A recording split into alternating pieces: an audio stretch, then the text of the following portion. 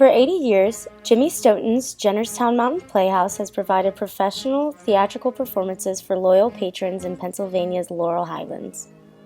Jimmy Stoughton, a young Somerset County farmer, founded one of the 7 still-standing resident summer stock theaters in 1939. Housed in a 19th century gristmill just off of Lincoln Highway, the Mountain Playhouse's Actors Equity Association players entertain the southwestern Pennsylvania audiences every year from May to October. Jimmy Stoughton was a farmer, an artist, theater lover, and entrepreneur. In 1927, he put away the plow and opened a sandwich stand on US 219, just north of the Lincoln Highway. Travelers headed from Johnstown to Somerset and Pittsburgh to Philadelphia pulled in.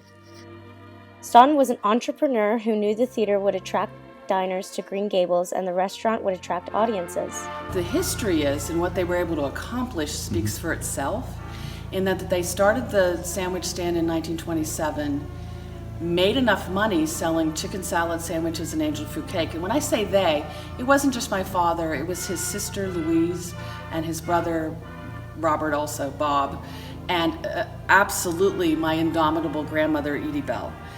We're all involved in this endeavor, but Father, they always gave Father the credit for being the idea guy, the leader of the troupe. And they made enough money to build a second room to have some inside dining, which is now our lobby. And then they won $3,000 in a national roadside stand contest sponsored by the Rockefellers. They didn't win first place, but they won second place in a national contest and took that $3,000 to build the front dining room. The intersections of Route 219 and 30 brought patrons from Pittsburgh to Altoona and Clearfield to Cumberland. Route 30 was just up at the top of the hill, was the east-west road. The turnpike wasn't built yet, and it was the first road to go coast to coast, and had just happened that it was complete. I mean, it wasn't even completed at that point, but it was very busy. And also the road that goes right by the sandwich stand was the only road that connected Johnstown to Somerset, so there was an opportunity there.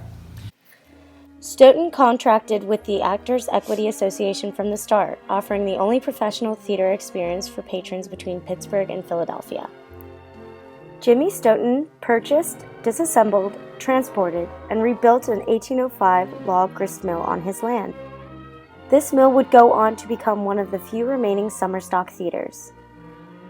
Theater professionals started most companies within vacation land resorts, used old barns for theaters, and provided weekly shows to keep vacationers entertained.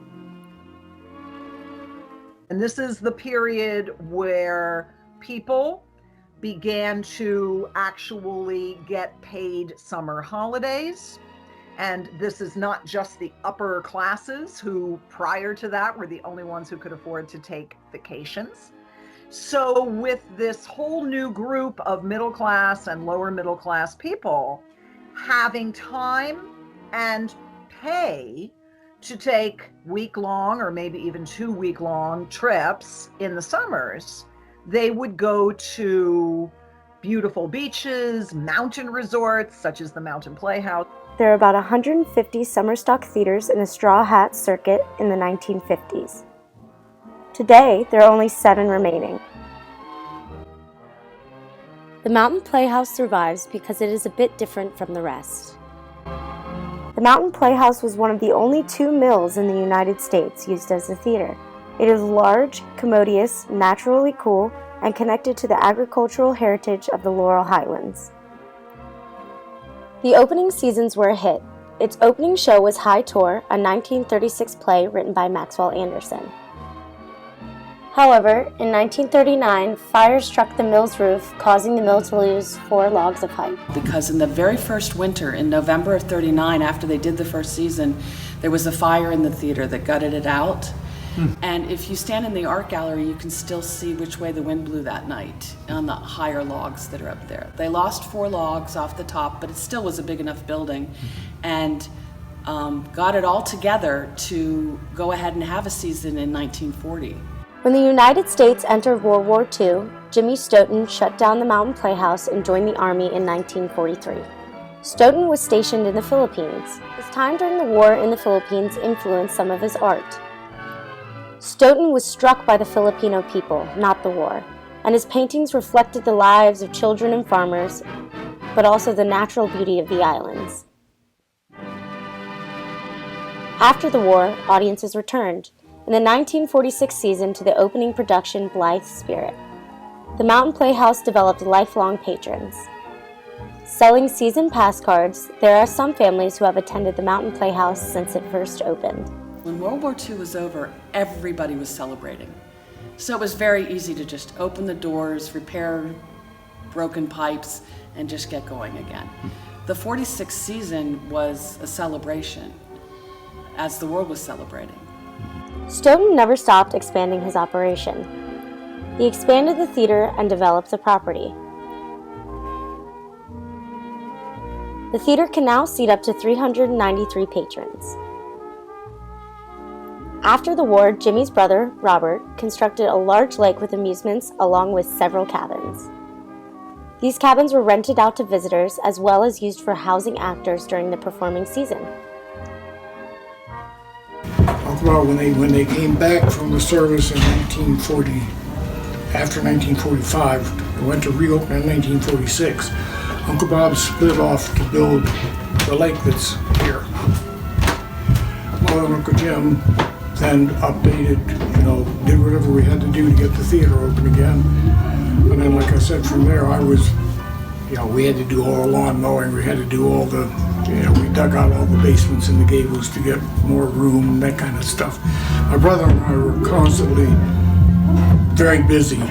In 1961, the farm's old barn that Stoughton used for prop storage and a banquet facility burned down. Well, they built the Tuscany, we call it the Tuscany Room, because they used to have the parties that were scheduled at the restaurant a quarter mile away in the family barn. It was known as the studio barn. They had made the center of the barn into a banquet room. On New Year's Eve Day, 1962, it burned to the ground in 20 minutes. There was a very cold day and a flue fire from a furnace, and because it was an old wood building and the costumes for the theater were on the 4th floor, the fire went up the back of the building, across the costumes, and down. Stoughton decided to expand. He hired a local architect, Teresa Mullane, to help bring his vision to life. When this room had to be built, she was the local architect, so Father hired her, and they fell in love doing this room. They later married and had 2 children. Stoughton, the producer, was an entrepreneurial experimenter. Whereas most summer stock chose lighter fare, comedies and musicals, Stoughton tried dramas in 1941 and 42. But patrons did not give the Playhouse much love for its changes in shows, and Stoughton pivoted back into comedies and musicals. Not a lot of theaters do these plays. Smoke on the Mountain musicals are another thing. Those seem to be, like they call them, a cash cow, because audiences love musicals, Over the years, the Playhouse went through many changes. These included using more complex sets and more roles open to different groups, more female leads, African American roles, and even shows featuring the physically disabled. Technology advanced throughout the years, pushing the Mountain Playhouse to advance along with it. Several radio shows advertised the Playhouse shows, and on occasion, actors would come read parts of the play on live radio. KDKA had a close relationship with the Mountain Playhouse. Stoughton hosted KDKA for a show and dinner at Green Gables in exchange for publicity. Jimmy Stoughton died in 1972 at the age of 61. The death of a summer stock theater founder usually led to the theater's demise, but not the Mountain Playhouse. After Jimmy's death, his wife Teresa Mullane and brother Robert Stoughton took over the theater and restaurant and continued to run the theater like the business he started.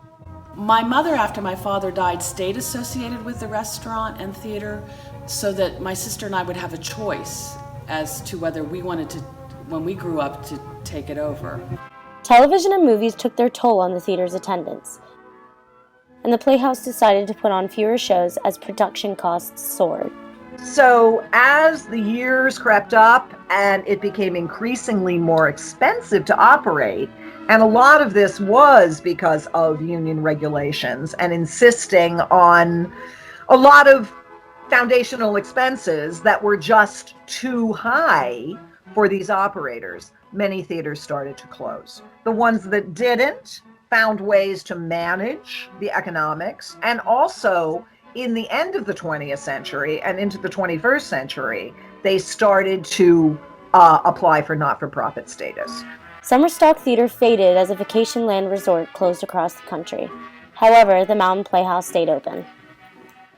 To survive, the Stoughton descendants decided to turn the theater into a nonprofit in 1998. Eventually, it occurred to us that we would need nonprofit donations from foundations, individuals, and grants and so forth to fill the gap between what we could charge for tickets at the attendance level we had and the quality of production that is what the Mountain Playhouse does. When the transition was finalized, the theater relied on donations from the community around them. So the Richard King Mellon Foundation, the Laurel Foundation, the McKenna Foundation, the McCune Foundation, and the Pennsylvania Council of the Arts is certainly important for us. At different levels and at different times, they've done amazing things for us that keep us going forward. Donations eliminated the need to pay all expenses from ticket sales, keeping customer prices affordable. The Mountain Playhouse truly belongs to its community.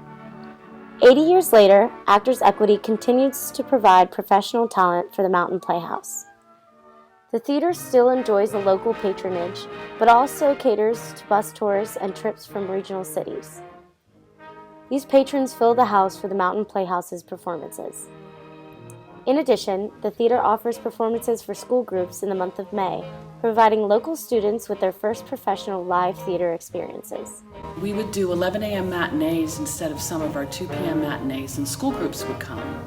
And it was very successful by the second year. It really filled a need. Buses would come from everywhere. Because of the 1939 fire, there's no catwalk, which can make lighting a struggle. But the staff overcomes these hurdles and patrons enjoy the rustic ambiance. One person that overcomes some of these obstacles is the stage manager. He is the person who has to keep the show going, even with any technical difficulties. Stage manager kinda is in charge of the show once the director has left. Once he has put his seal on it, and I know what he wants the show to be, then I am the one that is to keep the show in the shape that he left it in, that he wants it in. The Mountain Playhouse connects us to the Laurel Highlands history while entertaining and captivating audiences. Founded by a visionary entrepreneur during the Great Depression and surviving the collapse of summer stock nationwide, the theater belongs to its community now, its donors, its patrons, and its actors. It now remains to all of us to see the old mill throughout another 80 years and beyond. But you absolutely have to come. It's a charming and very unique experience.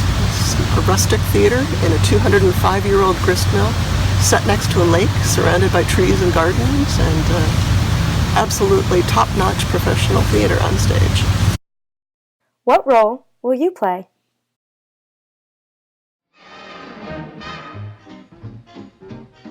Shout hallelujah, come on, get happy. You better chase all your cares away.